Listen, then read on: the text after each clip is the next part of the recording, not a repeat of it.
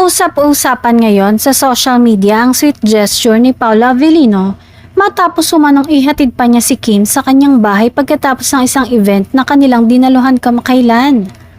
Ayon sa ilang netizens na nakasaksi, nakita raw si Paolo na sinamahan si Kim hanggang sa mismong gate ng bahay nito bago tuluyang umalis.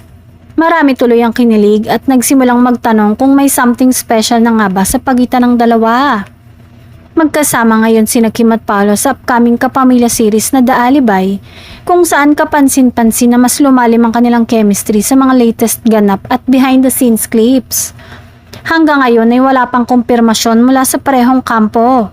Ngunit ayon sa fans, halatang halata raw ang genuine care ni Paolo kay Kim na lalo pang nagpapakilig sa mga Kim Pao supporters. Kamakailan lamang ay nagtrending din ang eksena nila sa serye kung saan nagkaroon ng daring pole dance scene si Kim. Ayon sa mga ulat, pinili ni Paolo na hindi panoorin ito bilang respeto sa kanyang leading lady, dahilan para mas purihin pa siya ng mga netizens bilang isang tunay na gentleman. Dahil dito, muling lumakas ang sigawan ng mga fans na sana'y magkatuluyan sa totoong buhay ang dalawa.